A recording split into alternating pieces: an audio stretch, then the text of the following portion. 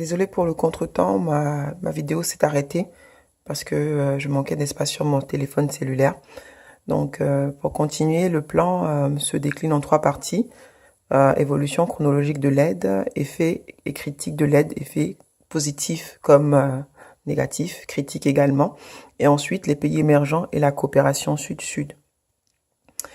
Une définition de l'aide publique au développement. Dont la source est le comité d'aide au développement de l'OCDE. Donc les critères à respecter pour qu'une aide soit qualifiée d'aide publique au développement, pour qu'un flux d'argent d'un pays développé vers un pays en voie de développement soit qualifié d'aide publique au développement. Ensuite, les bénéficiaires et les donateurs de l'aide. L'OCDE tient une liste des bénéficiaires, des principaux bénéficiaires.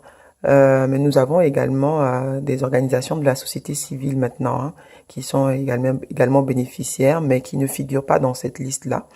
Les membres du CAD, du CAD, du Comité d'aide au développement sont eux-mêmes les principaux donateurs, ainsi que la Banque mondiale et le FMI dans une moindre mesure, parce que presque 10% seulement des fonds prêtés par le FMI peuvent être qualifiés d'aide publique au développement. Et maintenant, tout nouveau sur la scène, pour certains, nous avons les pays émergents maintenant également qui sont des donateurs assez conséquents de l'aide publique au développement. Les 10 premiers pays bénéficiaires, contrairement à ce qu'on pourrait croire, seulement 2 pays de l'Afrique figurent parmi les 10 premiers pays bénéficiaires de l'aide publique au développement en termes de montant absolu. Par contre, par région, l'Afrique demeure toujours en tête. L'Afrique subsaharienne, qui a une part de 22,8% dans le montant total de l'aide publique au développement reçue pour 2015-2016. Du moins, celle qui a été répertoriée par le comité d'aide au développement.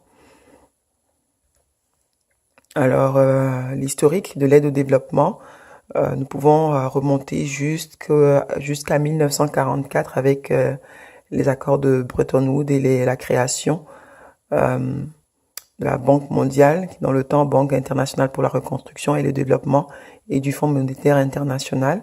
Le plan Marshall, c'était la première aide au développement majeure des États-Unis envers l'Europe. Et c'est une aide qui a été couronnée de succès, donc qui a beaucoup contribué à la reconstruction de l'Europe d'après la Deuxième Guerre mondiale. Et c'est sur ce modèle-là que va se calquer, malheureusement, il faut le dire, les aides publiques au développement, les fonds qui seront transférés ensuite vers les pays développés, vers les pays en voie de développement plutôt.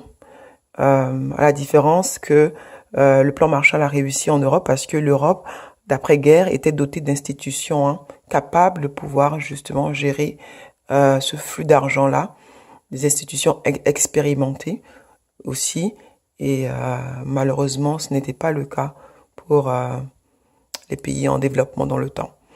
Donc, voici la séquence la séquence chronologique sur laquelle je vais me baser pour disserter sur l'aide publique au développement. Comment est-ce que le sujet a évolué au fil du temps jusqu'à la période actuelle. Ensuite, l'aide, les effets et critiques de l'aide. C'est toujours une partie qui est en cours.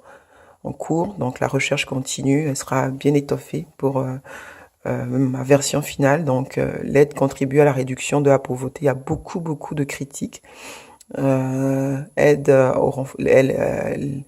contribue au renforcement de la démocratie et des institutions, à la paix, à la stabilité mondiale par le biais des alliances qu'elle crée, stimule la croissance économique.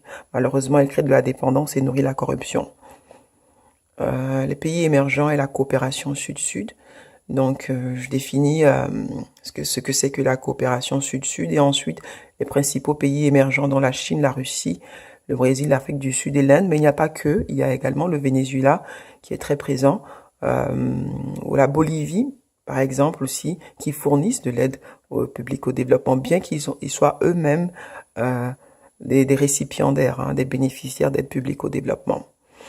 Je vais faire une historique qui est toujours en cours, en me basant sur